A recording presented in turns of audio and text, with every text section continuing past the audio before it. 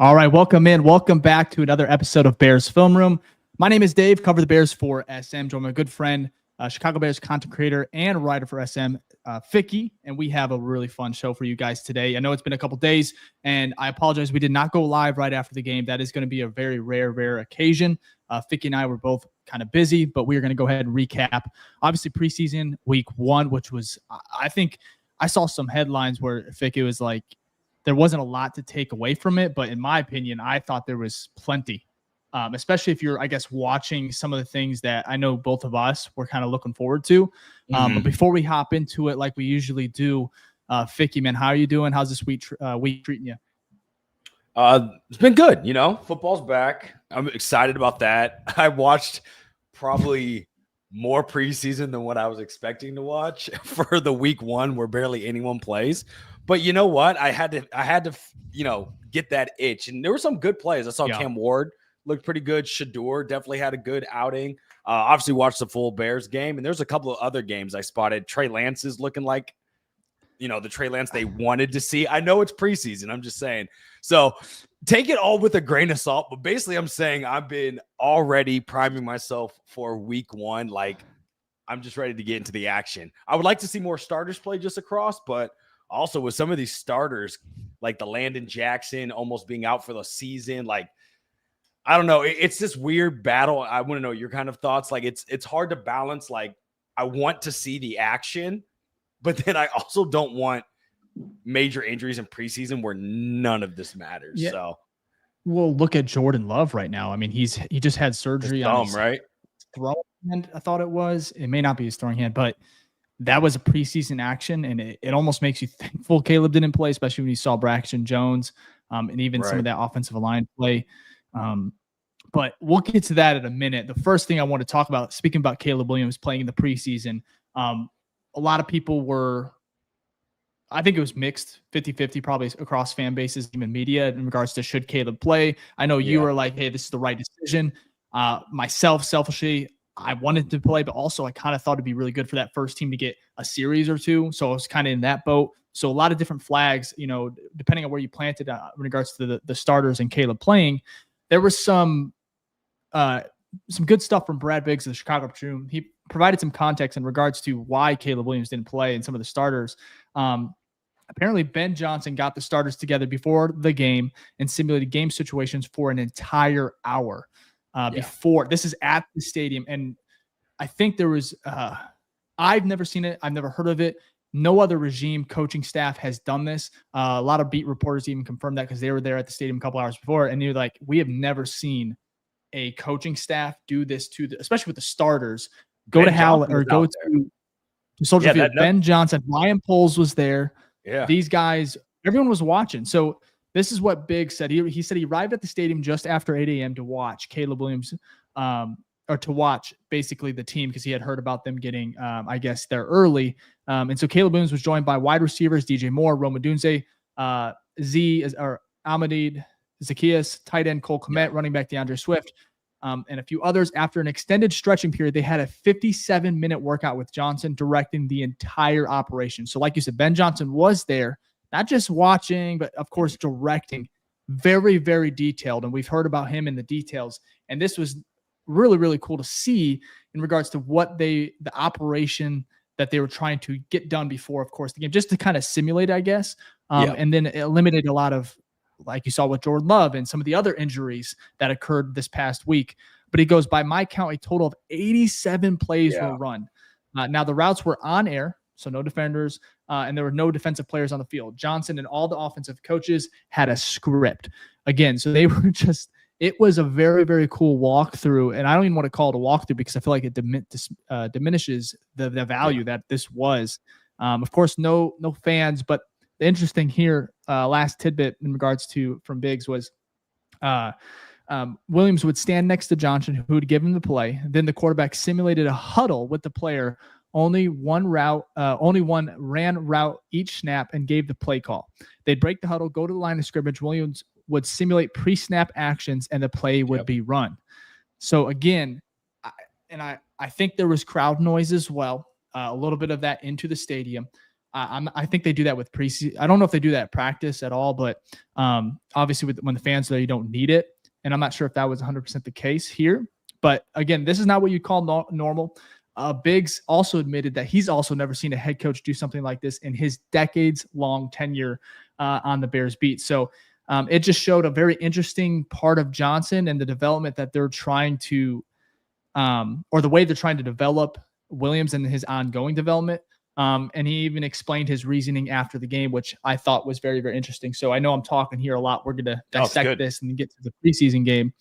He says, this is from Ben Johnson. I've seen plenty of pregame workouts for starters who are sitting out preseason games in the past. I've never seen a head coach running the show for basically an hour. This was a hands-on and direct communication from Johnson, the play caller, to Williams. There was no substitute for real live bullets. I get that. But at the same time, when you can accumulate 70 plus reps in a day, that's pretty good. That goes a long way in terms of where you want to go with the connection with the quarterback and his pass catchers. I wish I could do that every day with him or every other day with him, to be quite frank with you. It was a good time to do it. And that was Ben Johnson. So that first part was, I think, Brad Biggs on his radio hit there. And then the second half, talking about how Ben Johnson wishes he could do this every single day with Caleb in the offense.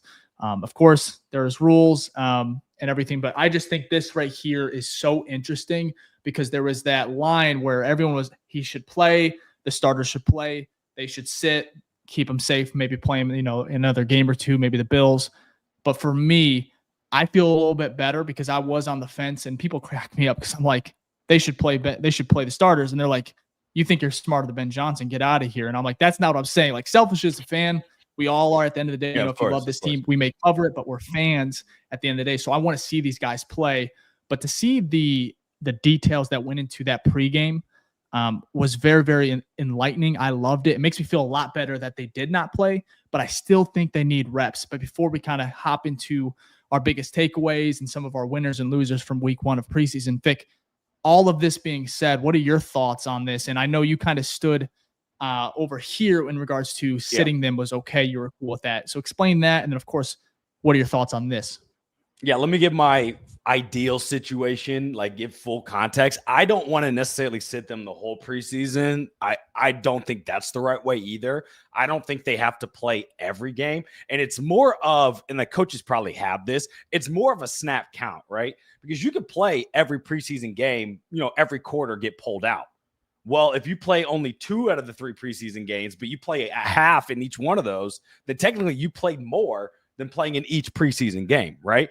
So it's more about like, did you get enough to where you kind of dusted off the rust, but you also didn't play so much that the likelihood of your injuries go up. So that's kind of where I stand, right? It's a balance you have to find. I'm not a head coach. I'm not the doctors. They've got tons of analysis and things on this to understand wear and tear. I don't have that. So I don't know what's the exact number, what's the right way to do it. But I will say, I do like that they decided to not just, most teams will just sit and you lose a practice day, right? Because you're not playing, so you lose reps. But instead, they come out here and do 80 plus something routes, right? And Courtney Cronin on ESPN was talking about it as well, talking about how a ton of it was throwing a bunch at Caleb, which we've seen, right? Overloading him with like a lot of pre-snaps with the motions and the calls and the things like that he's going to have to do in this very complex offense, and doing that for 70, 80 reps. That's a lot.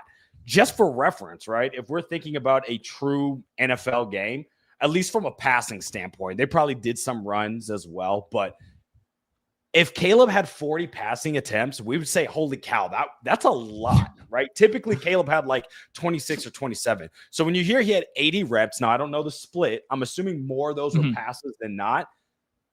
That's a lot of reps there.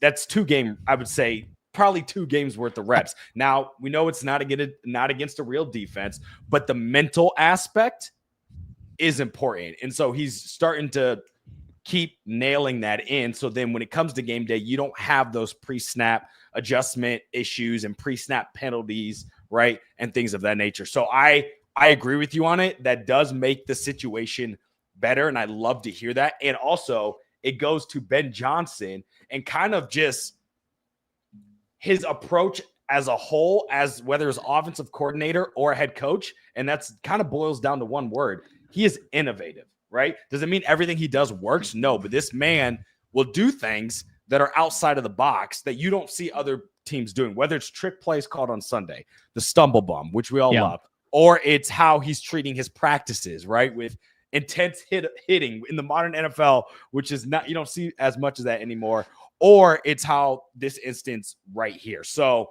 to say all of that, it just adds to the Ben Johnson like stock that we've been buying this offseason. It instills more confidence that this man probably knows what he's doing. We'll have to see if that equates to wins on Sunday. But based off all the information that we've gotten so far, it's not hard to sell me or you on the idea that this guy knows how to run this team. Yeah. No, I first of all, I agree with everything you said. I think because it kind of goes back to what I said earlier when it came to, do you know more? You don't act like you know more than Ben Johnson. Don't act like you know more than these guys, these coaches, the players. And I agree with that. I think that's why when we dissect the game or we're going over film, any of these things, like you take what we say with a grain of salt, of course, but at the same time, because we don't know, hey, what was called here? How do they like them? How do the receivers supposed to run their routes? There's a lot of information that's missing in regards to what you said. We don't know the way that these guys are looked at in such detail at practice, in training camp, where it's like, hey, wear and tear, that's a real thing. They have literally a whole staff that's dedicated to, as far as just to see kind of where they're at, their bodies, everything like that. So everything, when it's dissecting film, practice, I'm going to always lean with these guys for the most part, unless your name's Matt Eberflus and you're head coach of the Chicago Bears, or Trestman or something along those lines. Because there's sometimes where you can understand, you could clearly understand, okay, this is wrong, right? Or this is not great. Like similar like John Jackson. I know he was cut. He had 3 drops in that final drive, one big one that would have been a field goal. Yeah, it was put him by like the 28-yard line, 30-yard line. That one's you're like, okay, he hasn't done much. He's kind of had a rough camp.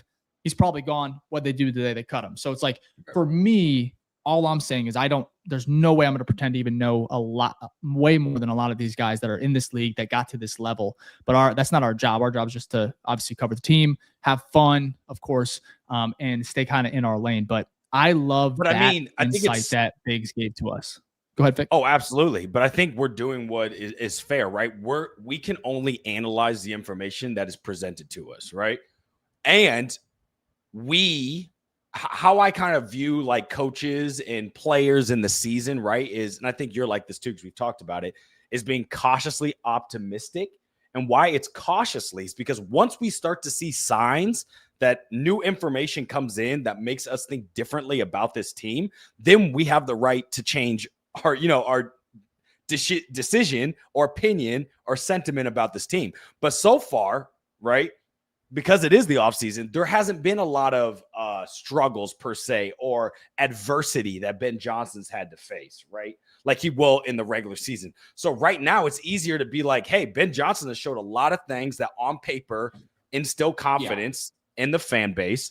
But let's say they go on a 3-game losing streak, which is possible, right? Great teams do that. It's possible. And they lose. You said, is it possible for the Bears? Oh, yeah, no, it is for sure. No, I'm saying it is possible. And if that happens, actually, yes. No, hopefully new year. But you get what I'm saying, right? If we see that, then he'll be tested and we can see, okay, how does Ben Johnson handle those type of situations? And then that can change our viewpoint, right, in our opinion on Ben Johnson as a whole. And that's kind of a precursor for tune into our post-game pods once those happen for the regular season, because we will have a Ben Johnson meter where we'll kind of gauge how we're feeling about the head coach. But I say all of that to be like, look, this is the honeymoon season. Everything looks good, and there's nothing wrong with that. You want to make it through the preseason and offseason with no drama, no injuries, and no major headlines. And so far, the Bears have done all of that. And typically in the offseason, we normally have at least one of those checked off in a negative way. And so this is a win in my book. So all of these things are just adding ammo to the Ben Johnson stock that we keep buying in. And that's totally fine. We'll take every game week by week, and we'll see how he is as a head coach, how he is as a play caller under certain circumstances and things like that. And we'll start to reassess. But overall, like, how can you not be excited about this? And I'll finish with this. I think it's my happiest offseason move out of anything we've ever done is the head coach. So I'm definitely maybe sipping a little bit more of the Kool-Aid, but I think we should. No, absolutely. This is the time. We're almost here to week 1. I think this is the time to be excited. I don't care if it's over the top. There's no room for pessimism, in my opinion. I mean, it's a clean slate for everybody, unless you don't have a quarterback or something along those lines. And I get that, we've been there, but there's a lot of excitement to be had. I want to go ahead and we're going to take our first break here, but before we do, just to kind of show what we're going to do for the rest of the episode, we're going to go over our winners and losers for the preseason. We have our key takeaways. It's not going to be too long. I know it's preseason week 1. We're going to get to the NFL QB tiers as well before the show ends. Where Caleb Williams is at. I'm not going to say it. If you've read it, but if not, we're going to dissect that. A lot of good stuff from GMs, coaches that they talked about Caleb Williams. We'll go through a couple other quarterbacks that maybe are in the NFC North. And then we're finished up. I have something for Ficky that if we have time, he doesn't even know about. I'm very, very curious. It was one of your tweets. I want to talk about it. I bet I know. Our first break here. I bet you do. All right. Let's get to our first break. First off, thank you for watching the BFR podcast, the #1 show for the fans by the fans. If this is your first time here, please like and subscribe, as it just helps our show grow and helps the algorithm get this show out to other awesome, amazing Bear fans like y'all as we're trying to grow this community. If this is your first time, also leave a hashtag New Face Gang in the chat. That's hashtag New Face Gang in the chat, and we'll give you a shout out before the end of the show. And if this is not your first time, this is your second time, you watched over 100 episodes or anything in between, then you are a true OG, and we want to show you some love as well. So please leave a hashtag OG in the chat, and we'll make sure to give you a shout out before the end of the show. Thank y'all for all the support for the #1 show for the fans by the fans, the BFR podcast. Now let's get back to the show. Love it. Again, hit that like button if you can. Love hearing Ficky over there. Great job, man. It's so weird. It's so weird, like watching myself. It is weird. If you've been watching the show for a while, we have some new production stuff. It's going to be making it a little bit quicker. So some of these are going to be kind of, pre-recorded. Makes it easier for us. We know what we're hitting. So hit that like button. We're honestly so close to 10,000 subscribers. If you can subscribe, we appreciate it. So close. We'll be there by the end of the season for sure, if not halfway through. So let's get to some of our key takeaways for the season, just breaking down that first preseason game. I want to go through some winners. Let's start off like fun. I'm going to let you take the first hit here. And then I'll try to I have a couple. So just in case you take a couple of mine. So, So my biggest winner, which we saw, first off, we've heard a lot about this player in training camp so far, right? Fighting for one of the third spots at his position at LB3, and that is Noah Sewell. We saw him play pretty well in that first drive. Now, the defense got the secondary, which was a lot of backups, got gashed, but you saw that he had a couple tackle for losses, and one of them was on that 4th down on the goal line, which secured obviously a turnover on down. So I was very impressed with how he performed. And that was against the first string too. Remember Tua obviously didn't have Tyreek out there, but first string O-line, Tua was out there, first string running back. So it was good to see him perform in that position, kind of really securing his lock for LB3. Now we will say in Dennis Allen's defense, LB3 is not as important as it was in Matt Eberflus' defense because we see a lot of more dime and nickel. But I still think that's great to see because we talked about it last year. Noah Sewell, he was a rookie. He did not look good. We were not impressed with. Is this Sewell or Soul? I think Soul? It is Soul. You're right because it's Penny's brother. Yeah, Sewell. I'm just trying to. I know they get onto you guys. I love it. Maybe it's not our live viewers, but our TikTok, our Instagram, let us if we do not pronounce something correctly, whether it's a name or just a word in the dictionary, do we get lit up. So I'm helping you. Let's cut Sewell. So Sewell. Noah Sewell, Penny's brother. Yeah. So I think he performed really well. I think he had a really, really good game. Didn't watch necessarily every play of his, but as a linebacker, making a lot of splash plays, especially in the modern NFL, that's a great sign. So look, if he plays like that during the regular season, we have easily a top 5 linebacking crew with obviously Edwards, the dog, Edmonds, and then now Sewell, right? And we were afraid that with losing Big Neck, always forget his name, in Dallas. Oh my gosh, Chicago kid. Why do I always forget his name? Who? The linebacker we lost. He's in Dallas now. Oh, Jack Sanborn. Sanborn. Thank you. Sanborn. Yes. I always forget Big Nick. But yeah, now that Sanborn is gone, it's nice to see that someone actually can fill his place and should be serviceable. So that's my biggest winner, or at least one of my biggest winners. What about you? Yeah. Dave? Well, make sure I'm not muted here. So let me pull it up here. So yeah, Noah Sewell,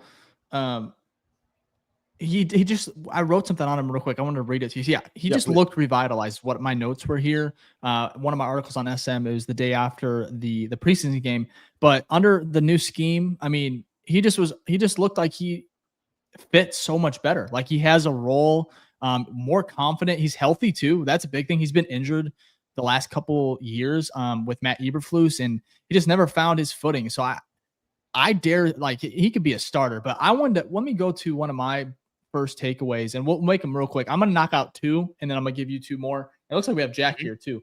Yeah, see that. I'm about to bring him in. So we can bring him up here in a minute, but I want to start with, this is a winner. I want to go Kyle Monangai. There was I thought his running, his vision, he was so violent. His cutting was a lot better than I thought it was going to be. Of course, with camp, you saw some flashes, but to see it on the field at Soldier Field, which the grass looks great. Love the navy blue end zones. That's a winner. Please keep that. Jack, you're loving this. I know it. Monangai, 6 carries, 30 yards, 19 yards after contact, 2 forced missed tackles, 5 yards a carry, 3 first downs. I think RB2 is definitely in the possibility right now. I know his pass blocking, there was a clip going around and I shared it, then deleted it. I'm not going to take the heat for this. I think there was a lot of good points. His effort was amazing. And again, I mean, welcome to the NFL, rookie. That was, if you've seen the clip, you know what I'm talking about. But man, the effort's there. He's maybe got to get a little bit lower. But at the end of the day, I think he gave Tyson Bagent enough time. And I loved Kyle Monangai. I thought he was great. The other one, I don't want to take Austin Booker because that's just too easy. I feel like I'm going to let you. Was he one of yours, Fick? Oh, yeah. Booker's definitely. Okay. I'll go Austin Booker. Screw it. That's fine.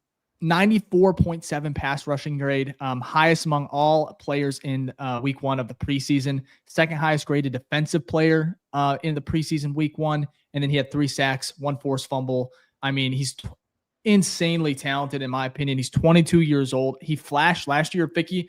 This is why I like you kind of keep everyone even kill for the most part. He flashed like this last year. It's almost eerily like I was like deja vu watching this game. But this one, it felt like he had real moves, real power, and he relentless. Like Max Crosby-esque. Of course, I'm not even going to put him in that tier yet. Long way to go. I hope not. I hope not. It's the motor. You don't. A lot of these players like they don't have like that motor. Like he's got the body too. He's 6'6", like 250. Yeah, well. This dude's just huge. And it kind of reminds me of who's that guy? Who's the one that bumped the ref? In Cassius Marsh 3 years ago. Cassius Marsh. Yeah, because he had that motor too. Obviously, not nearly as talented in my opinion especially as ref. Booker. Yeah. Okay. The ref had motion into him. It's just that motor. Whenever you see it, especially at camp, you see it in a player. It's like it is special because I feel like that's just. It's not. Rare is not the right word. It's just like it's not every player can play like that. They just can't. They have to take a break. They just don't have that energy. So for me, 22 years old, he's 22 and a half. So at the end of the year, he's still going to be 22. I think his birthday is in the summer. So if I'm not mistaken, so either way, he's just such a young player, and I think the development there, if he can just become a rotational guy, where it's like he can impact a game because they don't see him a lot, but at the same time he gets to keep that energy. Not that he needs it because of that motor we talked about, but I just feel like if he can really take that next step, I'm not even saying being the guy opposite Montez, but just a rotational piece where you can bring him in there and he can just cause havoc. So for me, that was my, I feel like I took the 2 easiest ones, but I just love just doing the research, looking at these guys. I watched the film again. He really, really popped off. And I have another one. I want to see if you get to it, but I'm gonna give you 2. If you're all right with that, Vic. Yeah, that's fine. I want to kind of add some context to the Booker stuff. I will say it was good to see that he did that against the ones as well. Now, Miami's offensive line is not great, so, take that for what it is. But we also have to think about where Booker was drafted. 5th round, right? We traded back into the 5th or trade back into the 4th to get him. It was one or the other. I can't remember. Sorry. So you're telling me a 4th or 5th rounder is a rotational piece? That's a win, right? In today's NFL. So I would definitely be happy with that. We knew that he was going to be a project because he was young and he was raw. Some people thought he should have stayed an extra year in college, right, when he got drafted. So there's no surprise into that. And I'm not expecting Booker to be amazing this year. All right. It may take him once he hits 23, which is totally fine. What you don't want is a Dom Rob situation where now you're 25 and you have Dennis Allen saying, oh, well, he's still got to learn the position. Now, to be fair, he probably does, but that's the worst case scenario. So I think it's somewhere, if it's anything better than that, then it's a win in my book. And I'm excited to see Booker, make those plays. I will say, though, about his motor, we saw that last year. He may have not gotten the sack, but there's tons of times where he was the chase down runner and he'd run down like a running back, like from the opposite side of the field and like secure stop, at 6 yards instead of him getting like 12. So he's always had that in him, and that's great. The problem was he has to get better with his technique, and that takes time. So I could see that happening. And I had him as one of my winners as well. One final piece, Brandon Thorne, who's like a big offensive line guy, well-respected in the Twitter space and the NFL space. He tweeted today saying when he was watching the Miami-Chicago game, the one person that stood out was Austin Booker. So that gives me like a little bit of hope per se, because just because you get 3 sacks, we see this sometimes in regular games. Just because you get 3 sacks or get 2 sacks doesn't mean you were the reason that sack happened, right? Someone could have caused the pressure. Someone bounces into you. He bounces off someone else. And the guy kind of falls into you. That happens all the time. So it's good to say that, like, oh, no, these were because of his effort, or someone's kind of giving him the stamp of approval from a credible source. So to say all of that, I'm hoping that this can translate into the regular season, and it's not just, a tease of what we saw last year, but I feel like I'm getting more trusted sources that are saying this could be more than what we've seen previously. So I know I just kind of went long there, but just to kind of double down on that. Yeah, no, you're good. Jack, if you don't mind, I know you're just staring there, but do you have any winners that you want to bring up? I have one. I know I have one for sure. My GOAT. Oh, I'm telling you guys, I know what's very cool to me and gave me the satisfaction in that entire game was the thought of Monangai tearing it up and both of you thinking right about me. Like instantly your brain's like, oh, fuck, this guy knows ball. It's not even that, man. I'm happy for you. I mean, it makes us happy. I'm the happy team for us because we have this. I'm telling you, this guy's awesome. And then real quick, shout out to Jonathan Kim. He was my guy. My absolute guy. When we had him UDFA, I was kind of excited. I was like, Jonathan Kim is going to be. He cut? I almost got the jersey. Yeah, he was cut. He was cut. No, but can I go to my winners then? Because my winner is Cairo. It's funny because when Monangai was doing his thing, I was like, oh, you know what? Jack might be onto something. When Cairo made that 57, I was automatically thinking about you two. You guys were probably sick to your stomach. Like, oh my gosh, he would make such a no, obviously not. But I was kind of surprised how much he cleared it by. There was at least 2 or 3 yards, and that was straight down the middle. Now, don't get me wrong. It was no Cam Little record-breaking 70-yard field goal. But a 57 that looked pretty decent, like that gives you a little bit of hope that maybe he got stronger. I think, Dave, you tweeted about that, but maybe he got stronger over the offseason and really improved on his power. Sometimes I'll be honest, initial thoughts when I saw that, I was like, hell yeah. But then I thought about the 70-yarder. I was like, man, we got people hitting from 70. So, and I'm over here like, thank God. I mean, this was probably good from 60, 61. At least, maybe 62, probably 60, maybe. Probably 60. I don't know. I can't see the depth of that. It looked like it had a couple yards on it, like you said. Yards, but shout out to Isaiah. What did it say? Missed it. How do I get a Dave BF? I will work on that. Anyways, though, that's my guy, Isaiah, though. Anyways, I lost my train of thought. Oh, Santos. the kick.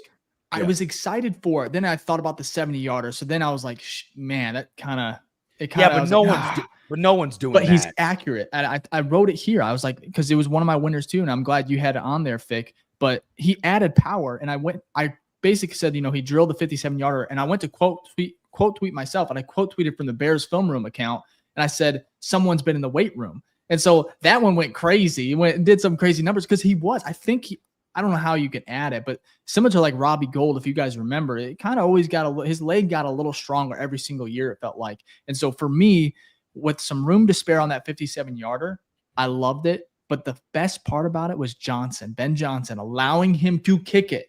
Yeah. How many times last year we were like, we're trying to Hail Mary? Like, I hate It'd to be like a bring that up, but like 47-yard seriously. field goal. Yeah. Yeah, he really wouldn't. He would not do it. So while another faith kicker just hit from 70s, what I said, Santos' accuracy and then his new leg strength, these are big positives in my opinion. Especially if he can hit from 60 plus, that's all I really want right now. If he can hit 55 consistently, because in most cases you're not in situations where you're going for, like, if you were to look at average kick length in the NFL, most people are kicking less than 40. I mean, less than 50. So probably like 47 is the starting point without people starting to go for it. And they're probably hitting like 58, 59. Not a lot of times are they going above 60, right? Unless you were Justin Tucker. So like, if you can get me consistently, like if I can feel comfortable, you can hit 55 plus, like 55, 56, 57, once in a while, 58, 59, I'm going to be fine. I'm not expecting you to have to kick a 60-yarder because a lot of times you're not going to be in those situations as much, right? So, but look, if he kicks a 60-yarder, great. Either way, it's a positive all around because that was the missing piece. We talked about it all last season. And now we can say, at least from the last, the Green Bay kick was what, 53? Week 18? It was above 50. And then this one was 55. Okay, even better. Yep. So now he hit a 55, and that kick looked good as gold, right? And then he hit a 57, and that one looked pretty good. Yeah, I know, right? I had to throw it in there. So 2 kicks now, 55 plus. Like, sure, he'll miss one in the regular season. It's going to happen. Kickers miss. But you feel a lot more comfortable that he can probably kick that. And like you said, Dave, which is most important, Ben Johnson is comfortable with his kicker kicking that. And we saw so many times last year, like Jack said, that Matt Eberflus, there were so many times they'd be at the 50-yard line and it'd be a punt on like 4th and 4. I can tell you right now, Ben Johnson, who had the Lions offense in the past 3 years go for 4th down more than any other team in the NFL, they are not punting there. If anything, they'll kick a field goal. More than likely, they'll go for it. So, which we saw in the preseason game. I know it's preseason. Went for it on 4th down. Braxton Jones whiffed on a block, but Tyson Bagent threw that beautiful ball to it is kind of hard to gauge, but I think from what we've seen from his pass regime in Detroit, they're going to be aggressive on 4th, and you love it. Got to trust your guys. We'll go quick here because I want to get to this QB tier list, and I know we're going to do another break here in a minute. Real quick, I love Luther Burden, 3rd and 15. Ben Johnson stating that he loves what he's seeing, but also he's got a little ways to go. I just like that. He just holds these guys to such a high standard, when he's talking about, because you saw it in the game, Tyson Bagent, I think, at the goal line, if I'm not mistaken, or no, I think it was about midfield, had to be like, hey, Burden, you're on this side. You can see him yelling at him, and Burden's like, shit, running over there. He's still catching up, but it's going to get there. So I think he's going to be a real weapon. Colson Loveland, I didn't like he didn't really, he was in and out really quick. He barely played. I think he got like 15 snaps. I'd have to look at it again. I had the Can I say something though? His I think he had 1 catch. Like, just watching him move, I'm like, oh, okay. Yeah. No, but just seeing how he moves, I'm not saying he's this player, but just how he uses his body, very similar to George Kittle, and how kind of swift he is, I would say. Like, Cole Kmet, obviously bigger, of course, more brute force, not as much change of direction. It seems like Kmet runs like a Ford truck. Loveland's like a Lamborghini, where he's just he can just you can tell there was like a little bit of smoothness to it on just the one play, and that was like the first thing I noticed. I was like, oh, like seeing it live is different than gives you more context than actually seeing. It's funny how you said that. I don't know if you guys if you felt this way when you saw when Loveland caught it, because it was a check down on 3rd and 15. I was like, it was long. It was a check down. He was not getting that first down, but I was like, he started running, and I was like, oh, this is please be careful, please be safe. Oh, okay. Yeah, that's what I thought. I was like, do not get hurt. If it's the regular game, I'm like, absolutely go. But he just was picking up steam, and his acceleration was a lot faster than I wanted him to be. I love the acceleration. What I'm trying to say is I just didn't want to get hurt. So same thing with Burden, because his first target was, a hospital ball. If he would have caught it, I was like, that was that super high ball on thing. third down. We haven't got to our losers yet, but we'll make them quick. And no one's a loser, but you know what I'm trying to say. Stock down. We'll do that. Stock up, stock down. But let me see here. Before we do so, Dave, we do have a $5 from Tito. Our man Tito, our Patreon member as well. $5 said, all I've heard is Caleb Williams not hitting checkdowns, can't sense pressure, and holds the ball too long. Preseason will help fix that because it's a game time situation. I mean, we'll see. I feel like a lot of this stuff all the time in the preseason, you kind of have to take it with a grain of salt. I think I wrote an article on that because if you go back, there was an off season where two guys, some of the two best quarterbacks in the NFL, where the talks of camp about Lamar Jackson was that he just was not doing it right. Like it just wasn't seeing the reads right, throwing bad balls. That man went into that same season and won MVP. So now again, I'm not saying Caleb Williams is Lamar Jackson. I'm just saying we got to be careful with all the reports that come out because, like we said to start the show, there's a lot of context about these practices that we do not have information or the beat writers don't have information on. So, for example, if there's a play where Ben Johnson says, no matter what, do not throw to the check down here. I want you to go to the third progression and don't go to your fourth. Well, then Caleb wouldn't throw it there, right? But then you'd be like, well, Swift was open. Why didn't he dump it there? Because that's not what they're practicing. So thank you for the super chat, Tito. Appreciate that. I just say be careful with a lot of the stuff that's out there because it's hard to tell what's actually going to translate into NFL regular season success or failure. So no, the preseason, it means nothing, but it matters. And I think Ben Johnson said that in his presser.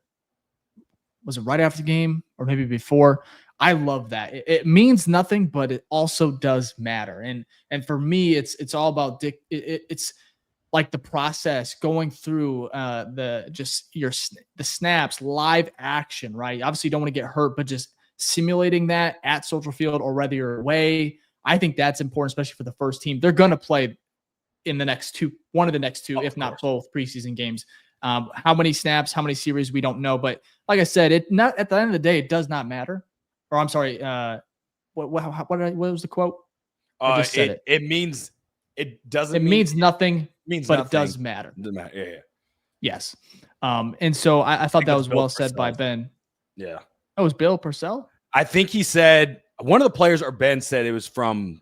I think that's a famous quote by Bill Parcells. I was going to say, Ben just dropped a soundbite. Anyways, we'll finish up our stock up, stock down here. Let's take we'll take one more quick break and we'll get right back to the action.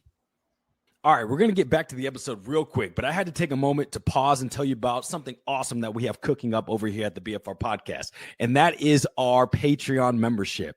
You can join our Patreon, the BFR Den, where we have a bunch of great exclusive stuff that happens monthly, like monthly giveaways, private Zoom calls, mailbag episodes, and much, much more to come. I mean, we've got tons of features in there. We've got 2 tiers. We have our top tier, which is $10 a month, our Hall of Fame tier. What comes with that, which is very exclusive, is our private Zoom calls with our members. So every month, you're going to get a private Zoom call with me, Dave, and Jack, and we just get to talk about whatever, shoot the shit, football, life. It's a wonderful time. And then if you want to go to the lower level, we have our Rookie Grizzly tier, which is $3 a month. And what that includes is like the private Discords, the monthly giveaways, the free merch, all the events if we have coming up, things like that, access to exclusive merch that's only for our Patreon members, and any other cool features. You'll get that at the $3 level tier. And then with the $10 level tier, you will get the private Zoom call as well. Now, you can join for free. We do post our monthly calendars in there, so you can kind of see what we have going on each month. And we post our episodes there as well. So if you want to join that ongoing community, which we keep building up, please do so at the BFR Den on Patreon. Also, as well, we give a shout out to all of our Patreon members every single episode that we do. So if you join, we'll make sure to show you some love on every episode as well. So again, you can join the BFR Den on Patreon at the BFR Den on Patreon. And We just love the support. You guys are great. Shout out to all our Patreon members, and let's get back to the show. Hey, great job, Fick. Appreciate it. Anyways, I love those. They hit the points. They're to the straight. We appreciate you guys sticking with us for these breaks. But now let's finish up our stock up, stock down for the first or for preseason week 1. As I stumble over my words, I'm going to go to just some quick hits here for the stock up. I like the Bears cornerback depth. I know they just signed a few as well, but I think they played really, really well. Case Keenum looks sharp. Terrell Smith need to catch that pick 6. Terrell Smith, though, that pick 6, you need to catch that. Great play by him. Great play, though. Love the culture on the sidelines. I noticed that. Also, lastly, Virginia McCaskey, that tribute patch, it's nice. I do think it's a touch too big. I know some people liked it. I think it's a little too big. It just looks a little awkward on there. But maybe it's going to grow on me. Did you hear, though, what McCaskey said, though, when he was in the booth with Amin and the rest of the team? He was like, yeah, my mom would actually probably hate this patch. I was like, okay. It's just a little big. I don't know. It looks fine, but Virginia doesn't like flashy stuff, right? That's why we're not doing the alternative. Maybe. Let me know in the comments if you guys think that patch was too big or not. It's too big. And also, I want to know if you, first of all, a lot of people here hit that like button. We got 130 plus in the chat, over 4,000 on Twitter. All of this, hit the like button for us. But if you like the patch, hit in the comments yes or no. Also, if you watch the entire preseason game, let us know in the chat as well, because I mean, obviously we all watched it. I just want to know how many people have watched sicko the entire game. If you watched the entire game, give me a hashtag sicko. I was sick after I'm saying that because after I watched it, I was like, damn, did I just watch that entire game? And I didn't just do it for one. I'm not even proud to say this. I did it for other teams. I was like, oh my gosh, I need to go out and touch grass. This is freaking preseason week 1. Like, come on. So yes, hashtag sicko in the chat. I'm right there with y'all. So let me know. Okay. I love any it. Any other stock up right now? Case Keenum looked decent. I mean, I know he's still going to be QB3 and it probably won't have effect, but yeah, I think he played well with the string he had. Now, this guys won't catch the ball, but yeah, Tyson Bagent, let's touch on that. I mean, he had a very weird. It's weird because I expect him to be better, but I got to remember he is probably going to be a backup his entire career. So it's like that starter expectations that we had maybe a year or two. I was like, maybe he can turn into one and we could flip him. He was 13 and 19, 103 yards, 1 touchdown, 1 interception, longest of 17 yards, passer rating of 77.3. Wasn't terrible, just wasn't as clean as I expected, is what I kind of wrote here. They also put Loveland in harm's way. I'm sorry, not Loveland. Burden. Luther. But I think he's a solid backup. But Case Keenum, he does look sharp. So that's interesting. That's weird because if you were to look at with Bagent. I agree. He's on my loser. I know it's the right word, but the stock down list. But if you were to look at Bears Twitter, he should be starting over Caleb, right? I saw Jacob Infante tweet that, and am I just off mine too much? Everyone always says that. It's a lot of the old heads will kind of like hint at the idea. The ongoing Twitter. Twitter. The ongoing joke, right? Like that image of all the heads. Yeah, Jack. You know what I'm talking about? I saw people short hair. It's that kind of. No, to be honest, it is. Yeah. That's what it is. It's a bunch of old heads. So, but it's crazy because I'm like, I don't know just old heads. There might be some young. Same thing happened with Justin, bro. That's weird. True. Anyways, that's true. You got that. But it's interesting though because if you were to watch that game objectively, you saw that there was a couple of plays. First off, he missed Tyson Bagent, whether it was his first read or not. He missed a wide open Luther Burden, right, on the red zone for a touchdown. So missed that one. Yep. The second issue is overthrow to Luther Burden, who was open. He threw it too high, almost got him killed on that third down on the first drive, or it may have been the second. And then now, I'm not saying the interception's necessarily his fault. He did hit the wide receiver in the hands, but that wide receiver was not, I would consider, open per se. I felt like that was a forced ball. So to take all that in, 13 out of 19 is not bad, but only 103 yards. You're going against second stringers. You'd expect a little bit more from Tyson. I'm not throwing in the towel on Tyson. He's going to be a backup, and that's fine. But that's where go ahead. No, I don't want to interrupt you, but can I? Tyson, no, Jack. If I could just get in here real quick. Go ahead, Jack. Please. I'm piggybacking off you because last year I explicitly remember us talking, and we held Bagent to like top tier, S tier backup quarterback. Like he was the guy. And then when deadline was hitting, we were kind of like, do we flip him and move him now? Because like we held him to a really high standard. And then this game was kind of eye opening, and like the throws just didn't look good. He didn't look comfortable. Again, it's kind of like backups. And so even on the touchdown, like Alexander, that was a hell of a catch. And like you could almost say it like 4 out of 5 times that's not a touchdown. But he had Monangai right in front of him. And Luther was wide open. And I'm not trying to play armchair quarterback here, but it's like yeah. But in that one, that was incredible. Yeah. That was an insane throw. Remind me of that Mitch Trubisky. I don't know if you guys saw his throw last week in preseason. Oh yeah. He kind of done a spin out of the pocket and then that was kind of rifled one of the best Bring throws of him his career. Bring him back. Jesus, Jack. But bring him he back. did have Monangai right in front of him, like easy touchdown. Again, I'm not going to do that, but it's like you just love to see him hit that because that's a tough. It was a great catch, really awesome kind of weird throw too. That, anyways, if Caleb did that, we would all be jumping out, of our seats. But at the end of the day, sometimes you just wish you could get those easy ones. So, but he's better than Austin Reed. Reed was okay, but did you guys see that drop back he had? It was like 15 steps. I don't know if Ben's teaching that, but that was wild. He looked like somebody like Madden, like you're playing Madden. Napoleon Dynamite's uncle. The guy running back. Yeah. I was like, oh my goodness. But let's get through here because I want to get through a couple more things. But stock down.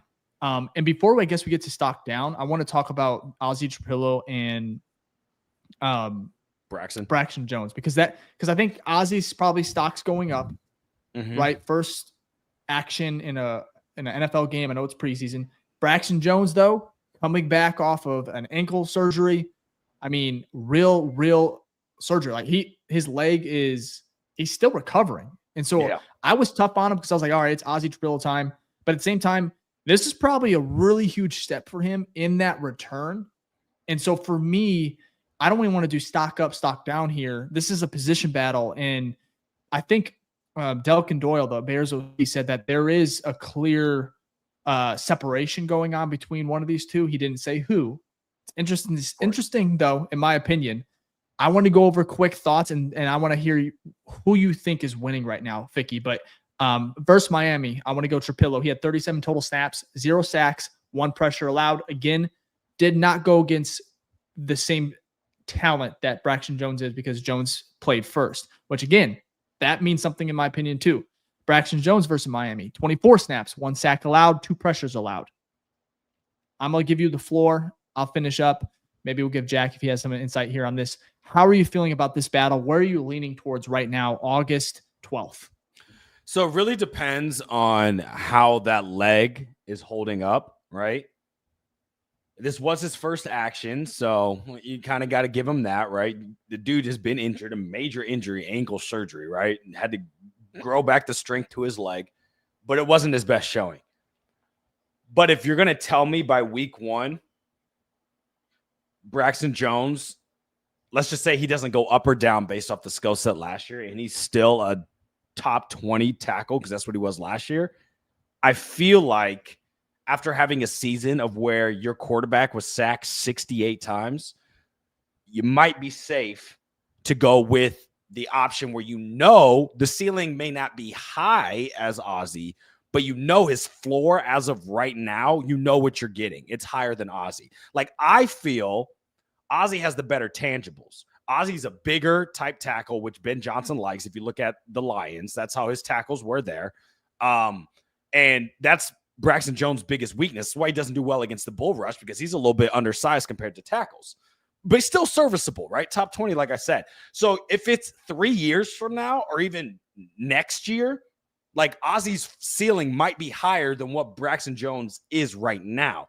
But throwing in a second-round rookie at your quarterback's blind side who's also learning a new offense. There's just a lot of variables. I'm not saying Azzie can't win the job. I just would feel more comfortable, and I feel like the coaches are going to be more comfortable with choosing the safer option for now. They drafted him for a reason, so that means after this year, you don't have to pay him. He goes, hits free agency, and now you have your new starting left tackle. So let Azzie cook in the background. Let him get ready. Once the timer goes off, open up the oven, and we'll have a fresh left tackle ready to cook. So I just feel like they're probably going to go the safer route because it is your blind side for your right-handed quarterback. But, Jack, I'd love to know your thoughts. Who do you want to start? Who do you actually think will start week 1? Kind of tough. I would lean toward, like, me personally, I prefer Azzie. I think it goes kind of into what you're saying too, is like the only way to get better, I think, is to like gain experience and play. Like, you can practice as much as you want, but once you go into a game, like, that's when you really like test yourself. And so but again, it kind of goes into the QB debate. Like, it was the same exact thing, like the Andy Dalton thing. It's like, do you play Fields or do you let him sit behind? Like, it's that kind of thing. So it's tough. Obviously, I want to see my new player play. But at the same time, like, would it be better for him not to at the beginning? I don't know. I definitely prefer Azzie. I would be kind of surprised, though, if he was out there week 1. Interesting. Yeah, go ahead. Go ahead, Dave. I'll be honest here. I think Braxton Jones is going to start. In my opinion, this coaching staff is not one just to give it to a veteran. Braxton Jones wouldn't be first. He wouldn't get first, not first dibs, but he wouldn't get first team reps in the preseason if he did not truly believe that Braxton Jones is ahead right now. And so for me, the only biggest thing here is how much are they weighing that competition, right? Braxton Jones also coming back from that ankle surgery. These are his first real reps since. I know these are Azzie's first reps ever in the NFL. These are his first reps since coming back from that ankle surgery. So for me, that's a real thing. You got to give him some time here. And of course, we're almost to week 1, but I think over the next couple weeks, we're going to maybe see him kind of get back to that form. And I know some people don't like Braxton Jones. I get it, but he's serviceable, right? He's going to get paid. I think he's going to get paid decent money. Azzie Trapillo, I think he could start week 1. I don't even know if I want him to right now. I know he's a second round pick. It's like that, not pressure, because Darnell Wright did great. He kind of learned right away. That's a top 10 all I'm trying pick. to say. That's a top 10 pick. That's a little different. Exactly. Considered Azzie. And I kind of want Azzie to win it, right? Show us that you are better than this guy. Show us that you are, able to protect Caleb Williams, because that's the biggest component here is you want Caleb to be protected. And that's why they invested so heavily. So for me, I'm going to trust the staff. But if I had to guess, and it doesn't make me happy to say it because I like Azzie. I think he's going to be insanely good. Maybe not right away, but I think he's just his floor is just so high, and I can't wait to see what he actually truly becomes as far as that ceiling. But I think Braxton Jones, just the snaps he's gotten, where he's at right now on that depth chart, I think if Azzie's going to make up ground, he has to do it now. Like, Braxton Jones may help him with some bad play, right? He had a horrible rep that I tweeted about, many people tweeted about, that almost got Tyson Bagent killed. That might play heavy, but at the same time, he's coming back as well. So we'll see. Mid-pro, I think that's actually very fair, but he's a pro, right? And he does a good job sometimes, right? So he's played 40 games. He started 40 games. It's like that's important. Like, he has played since he's been a rookie. So yes, is he the best left tackle to ever touch earth? No. But is he, if you're telling me, because I'm viewing it from the context of what is going to be best for my quarterback. And I have to double down on this again. After a quarterback who just got sacked the third most in NFL history, guys, 68 times, I want something there where I know what I'm getting. If I know Braxton Jones, if I don't know the data, I'd have to look at how many sacks he's given up each year. But let's just say I know he gives up 6 sacks a year. I can, like, if I know that's what you're going to give me, you can kind of factor that into scheming and things like that and be like, okay, yes, I know the expectation here, so I won't be surprised when he gives up 6 sacks. The thing with Azzie is you don't know if he's going to give up 0 sacks Probably not, because no tackle does that. But you don't know if he's going to give up 10 sacks, right? So I just don't know if first-year Ben Johnson is going to take that risk on a quarterback. I mean, on taking that risk to protect his quarterback, his shining jewel here that's going to help him stay in Chicago on his first year.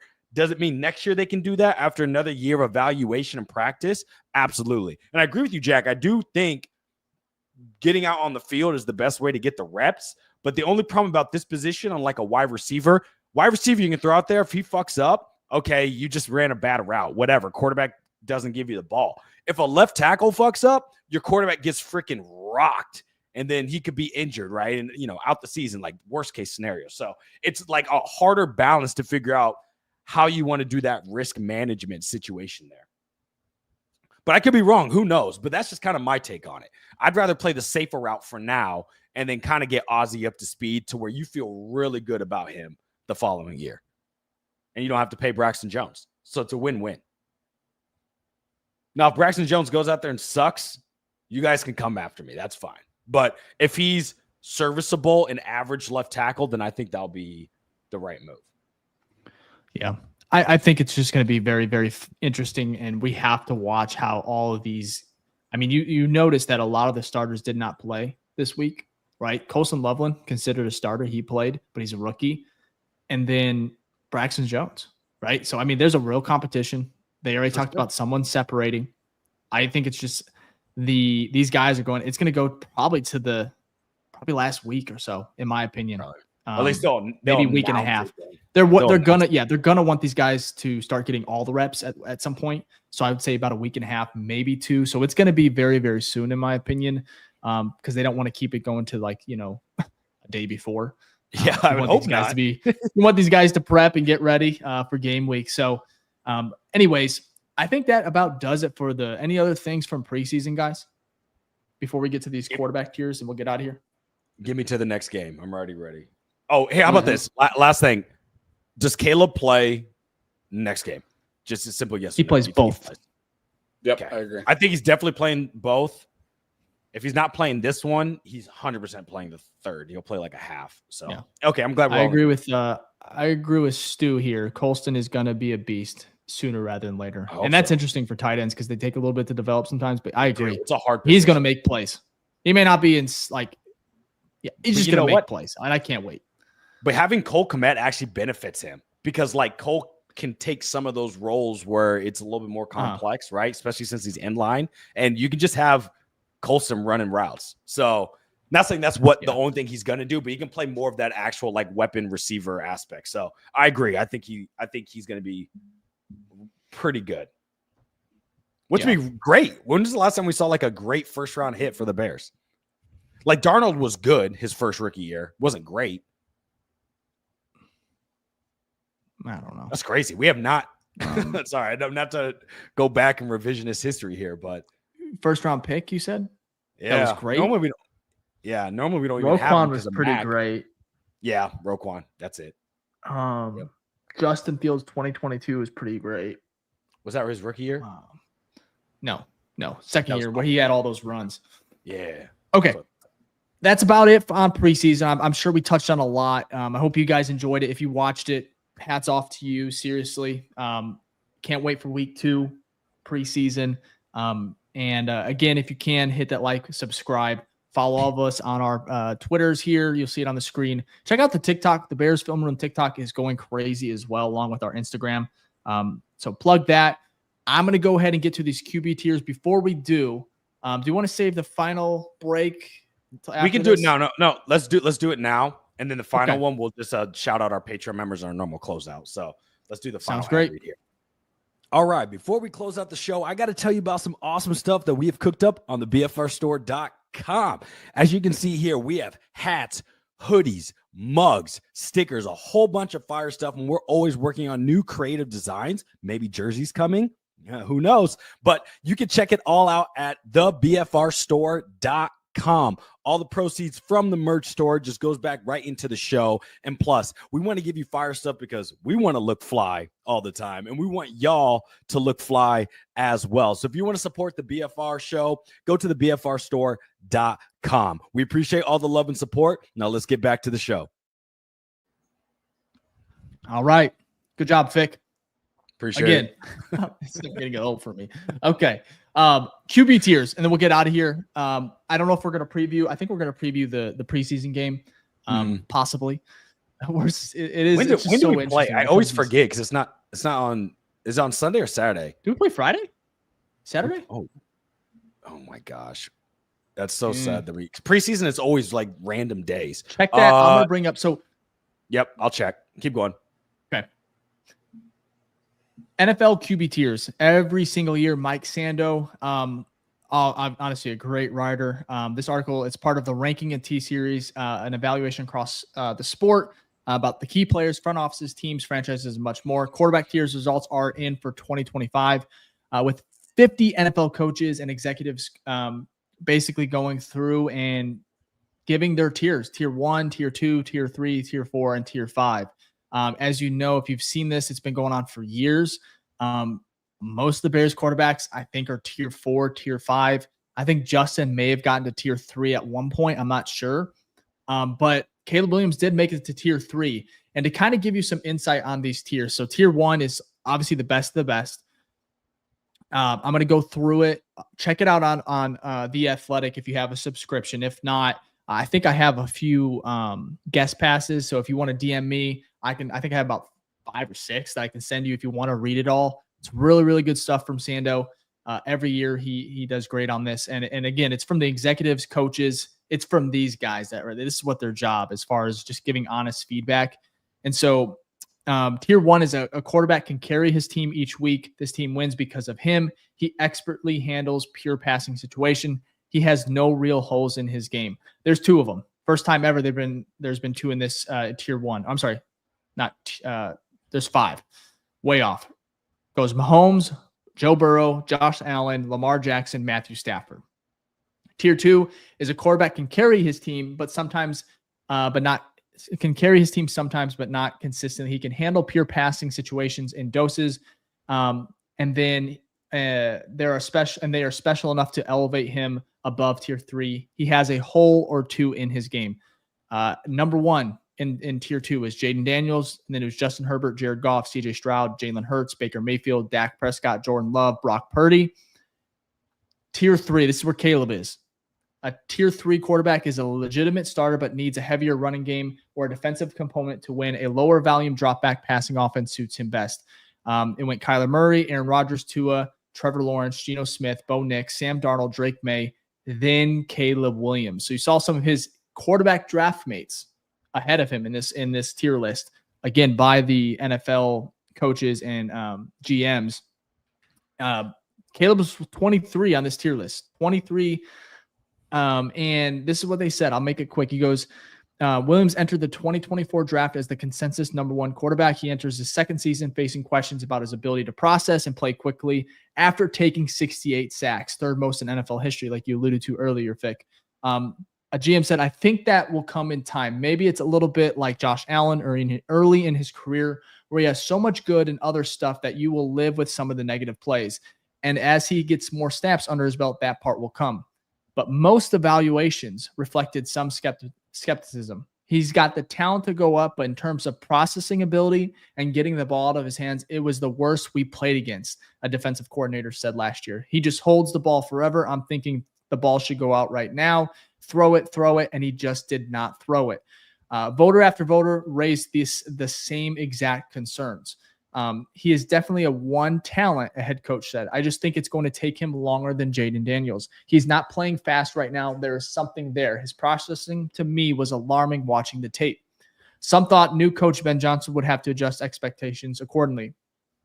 They went in to say, you saw signs and ability, and I also think you saw some signs and ability that scare you, another coach said. Nervousness in the pocket, inability to see and play on time. But I do not know yet if that was him or coaching.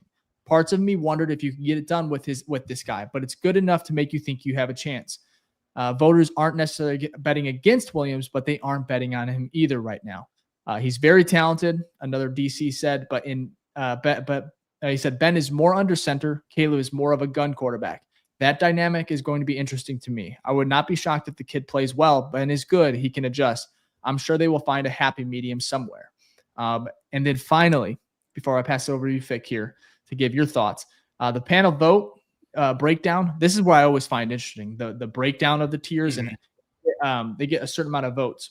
I think it's 50 votes, and they can put them in each tier. And so there was in tier 2, Caleb received 5 votes. So that tier 2 quarterback, he received 5. In tier 3, he received 30. That's why he's obviously in tier 3 right now. This is where it gets a little interesting for me. Tier 4, he received 15. And to go ahead and give you some context on tier 4, Justin Fields is in that tier. A tier 4 quarterback could be an unproven player, not enough information for voters to classify, or a veteran who ideally would not start all 17 games. That's tier 4. Tier 5 is a quarterback best suited as a backup. So for me, I thought it was just so enlightening. I love to read I read every single breakdown for every quarterback here. You guys should do the same. Vic, before we get out of here, thoughts on this? This might be a hot take. I kind of agree with everything they said. Look, and I'll tell you why. Was slow on processing last year. We talked about it. There was times where he held the ball too long, okay? But let me caveat with all this before I keep going. All of these things I feel can change. We have 1 year of data of Caleb Williams under certain circumstances. We all learned, in the NFL learned, those certain circumstances were dog shit, okay? So did Caleb play his best last year? No. Was there an impact of his environment that pulled him down? Absolutely. Was there also aspects of Caleb's game that he needs to work on? Yes. All of those things can be true. So if I am an exec and I'm only going off what you've done for me recently, right, which is just the 1 year in that situation, I can understand why he would be more votes would put him in the 3 to 4 tier, because the 4 tier said unproven. And that's fair. For us, we're hoping Caleb can play at the expectation of what we think Caleb can be. We're kind of throwing away last year and saying, okay, this is almost like your rookie year. That falls into the unproven category. So I can understand why there were some votes for 4. And then for 3, that's not bad for a second-year quarterback. Let's be real. If you're telling me that Caleb Williams, like they said in the blurb for this, has a Josh Allen type ascension and it takes just a couple years and he gets going, no one's going to care about those first couple years, just like they don't with Josh Allen, your top 3 quarterback. So yeah, that's why it's like, dude, we have 1 year of data. You can't take any of this you can't hold as much weight to this as you do when they give an analysis of Tua, who's been in the league for 5 years, right? That makes more sense because now I have 5 things to go against, much more data to see what you've done consistently over 30, 40 plus games. This man has played 17 games, and that's all you have to go off of in a horrible situation. So I say that to not like give credit to these guys and be like, oh, I think Caleb's going to be shit. No, I think Caleb is going to be good. And I think next year he won't be in tier 3. He'll be in tier 2. But going off of what he just did, I can understand why those were concerns. That's why our whole coaching staff got fired. And they brought in someone like Ben Johnson who can hopefully eradicate and help change some of those issues that Caleb had. Another last thing, and I'll end here. They talked about under center, which we've talked about. Ben Johnson loves to do that, loves to run the ball wide zone, then build off play action. Caleb also talked about he loves playing under center. He just never got the opportunity. So I'm almost wondering if the under center aspect is actually one of the missing keys that's going to help elevate Caleb's game to a level that we weren't able to see last year, where he's able to process quicker, get the ball out, get faster reads, things like that. Help your O-line with their blocking. They don't have to hold as long, right? A lot of play action will help in those situations. To say all that, I can understand their point. I get it, but it doesn't mean that this is not what Caleb Williams is. This doesn't define a first-year quarterback. Things can go up and down. Jaden Williams had a great year. He could have a CJ Stroud second year like CJ did. Not as great.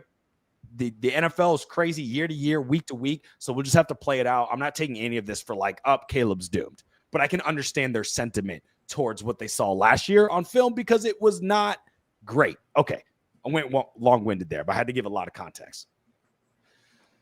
No, I like it. I think you guys should check it out. really good piece. I think they're great. What's Jack's? I saw Jack. Jack at first was like, "Oh no!" I was almost hoping you wouldn't ask. I don't want to do this right now. I'll make it really quick. Actually, I won't. That is such bullshit.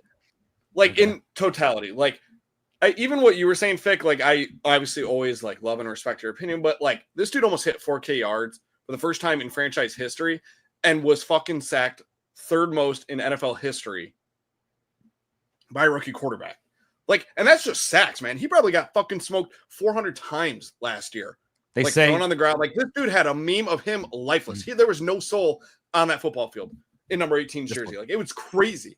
So with that being said, like we didn't have a fucking run game, 0 run game. Like we had over 80 yards twice all year, 17 games twice. We were over 80 rushing yards by running backs. Like that's gross, dude. So we didn't have an O-line. We had Eberfuck. Like it was the worst possible scenario you could ever imagine. And this dude still almost hit 4K. He had what, 5 picks? Wasn't it 5 interceptions last year or something like that? 6. Right. Like that's what I mean, dude. So to put him below Geno and Rodgers is nuts to me. Like that's crazy. Those are the 2 names that stuck out because they're both like 45 years old. They both don't even look at me like that. This dude, Geno the past 2 years has played really. Look, it's not about who's going to be who has the higher ceiling moving forward. It's looking at like right now in this time. Geno has been. You'd rather have Geno than Caleb right now? No. Shot. No. What I'm saying though, the difference between that is projection of what you think Caleb will be. No, we don't even have to do this. We can do a 1-year contract. 1-year contract, Geno or Caleb, your pick.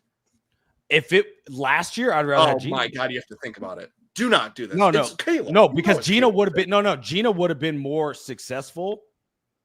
Because as a veteran, he's seen more. He probably would have been more successful.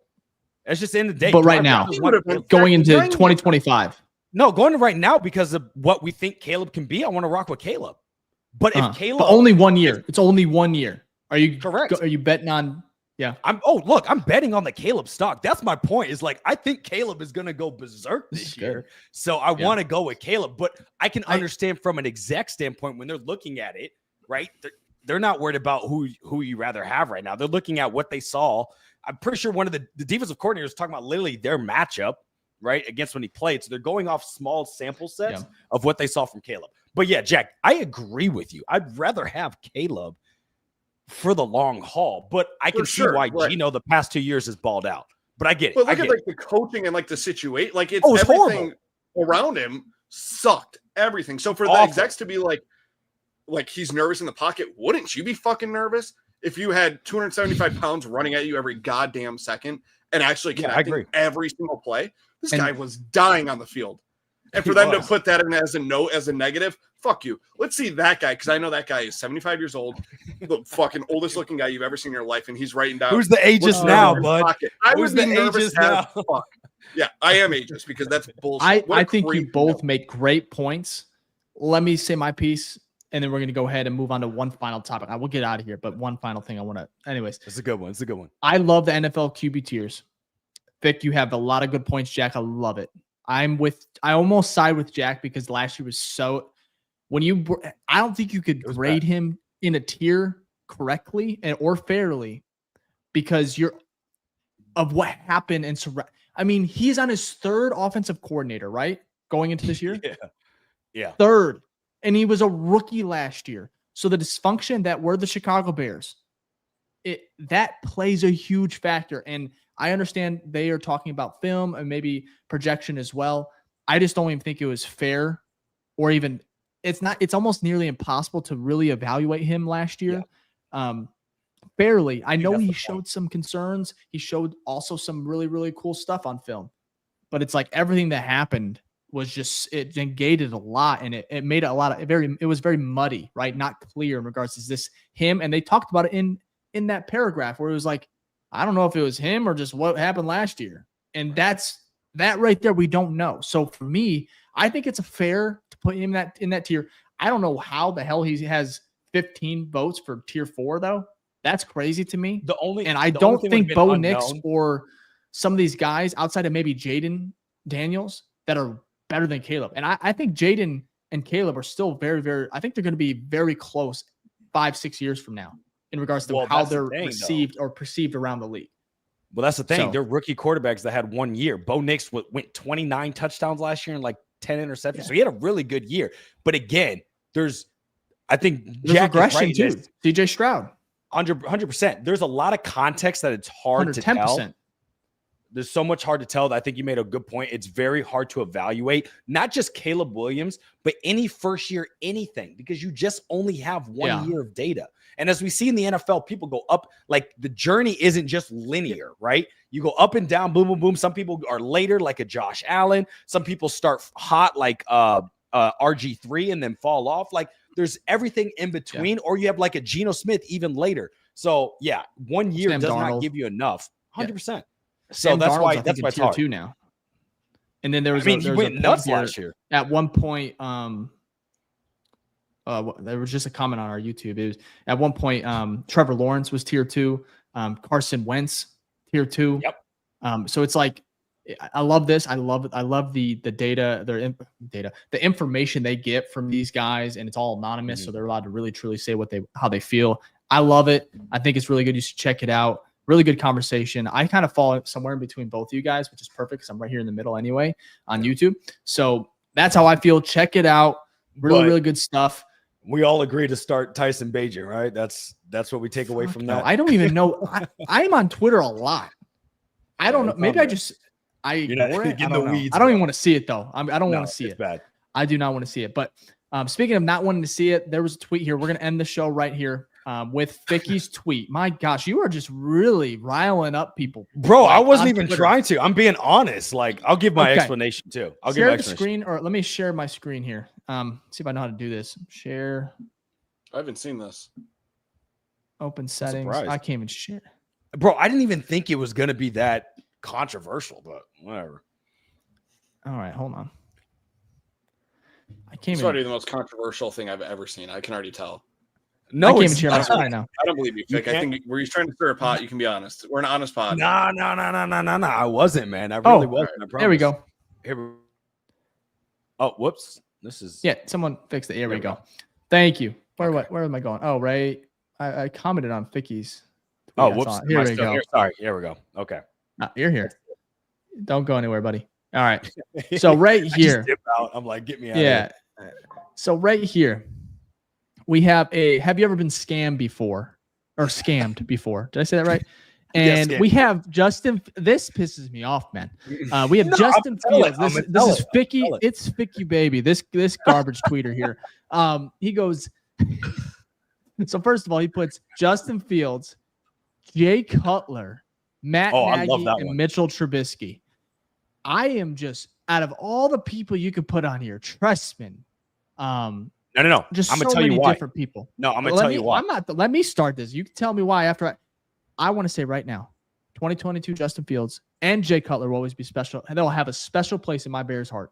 One of those is right. 2020 truly do not feel like Cutler. I saw you cut back at a couple people. I saw it. Oh yeah, and I understand it. I get it. But for me, when I was growing up, is like I was a kid, right?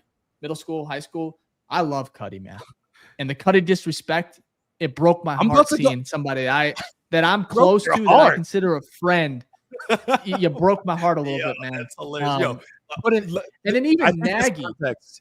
No, but I think that what people are missing is the context of the tweet below. Have you ever been scammed? What I am defining scammed as is where you think you are receiving something good, and it is not.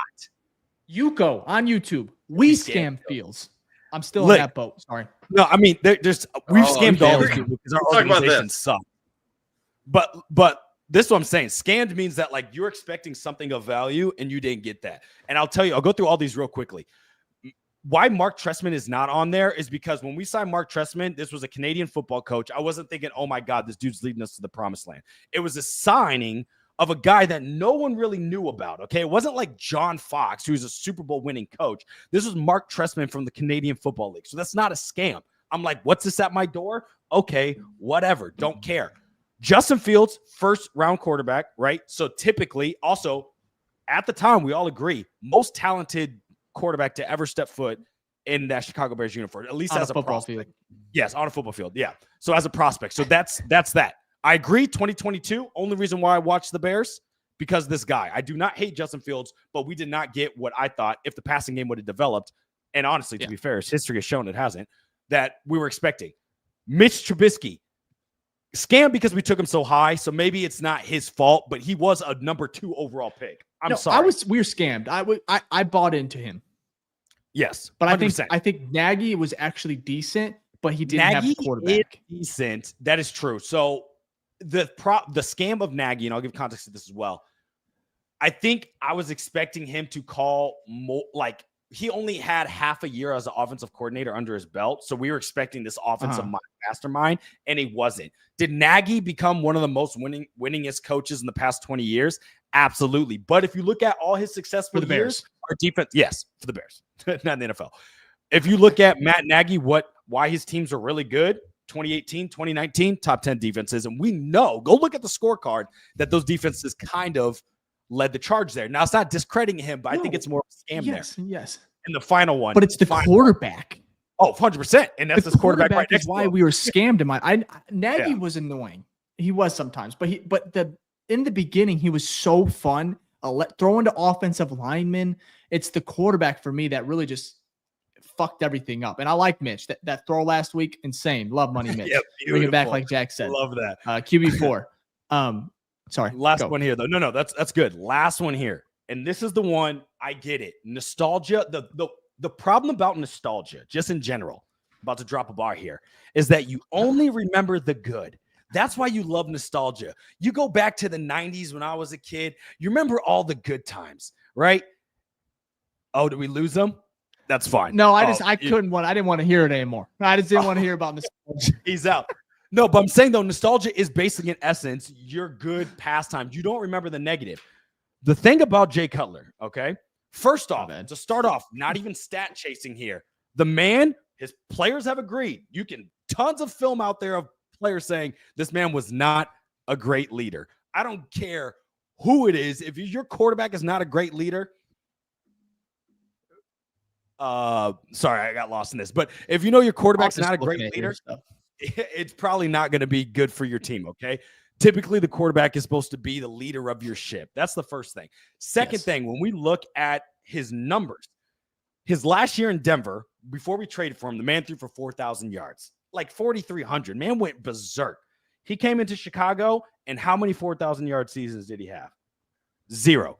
You look at his completion percentage. We're talking about Caleb wants to hit near 70%. We say, well, that's a real high. If he can hit near 65, we'd be like, that's good enough. Jay Cutler has one season in his NFL career tenure with the Bears above 65%. It's 66. Everything is lower than that. And he has 3 seasons where his completion percentage is below 60. He has a season where he had like 19 picks and like 20 touchdowns. There's a couple seasons there where basically the difference from his touchdown to interception ratio is like 5 touchdowns, a couple of them. So miss me with all of this. Oh, Jay Cutler was his thing. No, we traded a shitload to bring him in. To him, we're thinking this is going to be the savior of the team. I remember when the trade happened, I was at a basketball practice and we stopped practice because my friend was my coach was a Bears fan. And we're like, oh my God, we traded for Jay Cutler. Like, it was a big monumental moment because you're like, this dude's a baller. And he just didn't live up to that, right? Obviously, we know he took us to the MC game. We did have a great defense in the first part when he got to the MC game. We all know about the bike incident, right? Whether he was truly injured or not, I can't speculate on that. But you have a lot of these pieces, obviously him with Mike Martz, that didn't really work out. Smoking Cuddy is a thing because he didn't give a fuck, which is not great for your quarterback. To say all in all, the stats don't really do him justice. How he handled himself within the public image and within the team didn't do him justice. So I think it's fair for me to say what we traded for was we did not get what we were expecting based off the trade. So therefore it is a scam. It doesn't mean he wasn't an important part of your childhood or he wasn't one of the best Bears quarterback to play in history. That's fair, but the bar is low here. And I'm just saying we did not get, he did not meet the expectations of it. And that is that. Yeah, I think it's all, I'm just really being playful, but I think a lot of these quarterbacks, there's a lot of themes, right? They didn't live up to it, but the Bears, whether it's coaching, organization, they didn't live up to their end either, right? Whether it's development of quarterbacks, Cutler, Fields, Trubisky, even for the most, it's just there's been some flaws on both sides, whether it's the quarterback and also the franchise altogether, and it's just all very, very fucked up in regards to that relationship, quarterback of the franchise. You know So what I I agree with should've everything you said. I just thought it was funny. You just created a huge conversation. I was like, I happened to see it before the show, and I was like, holy shit. I should have been Let clapping me back. chime in I here. shouldn't have. I had too many people coming. Oh, at I me, so loved it, dude. You were. I was like, go fit. I was Felt it, trying to but have I had this to. time. Yes. I will say this though. What I should have put as the reply was just a freaking Bears logo, because we've gotten scammed of the past 20 years of what an NFL team should look like and what we've gotten in return. I feel like that would have actually probably been better, because that would have been in summation of any quarterback, anything like that. Jack so Jack, if Jack, you want to take that one, feel free and go ahead. So Jack, did you have any thoughts on I'm sure you had some thoughts on my. Yeah, Cutler, I don't remember. I don't remember a single thing about him at all. I remember, I can remember like being at my uncle's house for the NFC Championship, but that's it. Like, and he wasn't even playing. Like, that was that year. How old were you then? Because you're 23, right? 22. Oh, Chase Claypool's a good one. Just saw a comment here from SoBack Sports on Twitter. That's a great one. That's could have put him. I do think like we were scammed hard.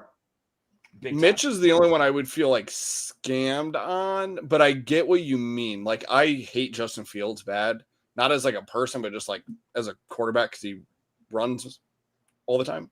Like, Dave was like 2022 Bears. It was such an awesome thing because of his runs. Bro. That's my fucking quarterback, dude. You got to throw the goddamn thing. That's all we had. I mean, seriously, bro. That's all. I've never seen a quarterback do what he was doing. You said, to be fair, that's all you said. You were like, dude, his runs. Like, bro, seriously, they were nuts. Fuck Justin Fields. We can't even do this right now. Fuck Justin Fields. I get what you're right. Next show. Just kidding, guys. We're not. We can say that because, yeah, Justin Fields blew, and I can't believe that he's fucking higher than. Or no, he was tier 4, which is funny to me. Real quick, because I know that it said like unknown, like need to see more in tier 4. He's been around for 5 fucking years, and we still need to see more. Or a veteran quarterback that you don't want to start 17 games. Oh, also. Is he veteran now? Yeah, okay, that makes me happy. Yeah, and he's considered unknown, veteran. and I was like, that's nuts because he's been around for 5 years. Yeah, that's the first part. That's why I get what you mean, Fick. I don't know who would have scammed harder. Like, I couldn't think of anyone that would really be like too big of a scam. You know what I mean? Okay, Claypool. I think Claypool was. Yeah, but like Claypool's Claypool a good one. He was so quick, insignificant and like what? Yeah, it was so exactly. Quick. Couple months. Anthony Miller? No, because it was a draft pick, so I feel like it's not. I feel like I got one though. The groundskeepers last year's preseason game against the Bengals. the double line. Rome would have had a touchdown, but he couldn't see. He had no clue what he was doing. That's a scam. What a poll, Jack. Jeez, yeah, but that's a good one. Kevin White. See Kevin White from Fourth Quarter. Kevin White's a good one. Injuries though, that kind of sucks. Here's a hot take. Here's an interesting situation. Trey Burton.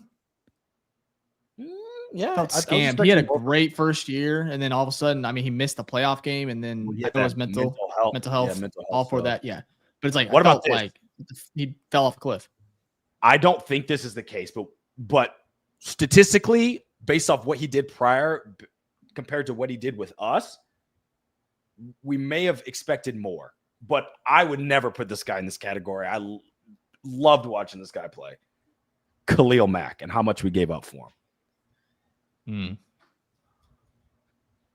Yeah, low key, but like we just had no success after 2018. If we would have had more success after 2018, but even his numbers that way were good. They were that first year was top crazy. 20. No, first year was great, but his other years you were impact wise. You know, I regretted the first rounders. Yeah. Does he fall? He's still balling though. He's still balling with Los Angeles. That's actually what makes it more of a scam because he left.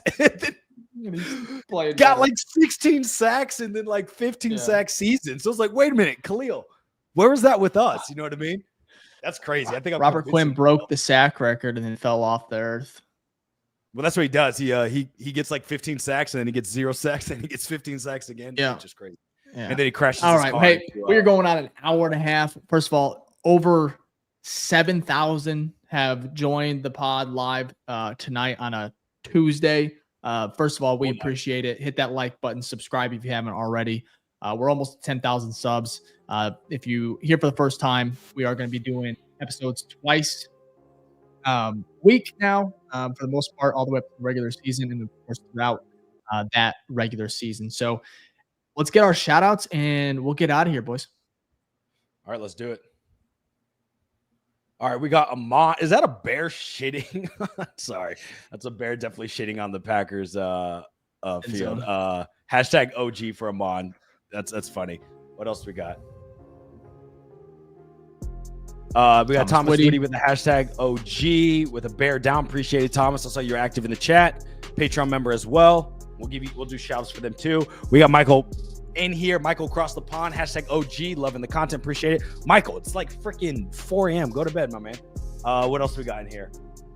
Any other ones? I think that's it. So let's go ahead and go over the Patreon shout outs here before we end the show as well. Got to give love to our Patreon members, Hall of Fame Grizzly members. We got Michael across the pond. We got Gage. We got Philip. We got Michael Berry, Thomas Whitty, who just gave a shout out to Tito. Thank you for the $5 super chat. We appreciate all of our Hall of Fame Grizzly members. If you want to be dope like these guys, you can always join our Patreon. We also want to give shout out to our rookie Grizzly members. We got Alex, who's probably working out as we speak, Chris, Jason, and Caleb.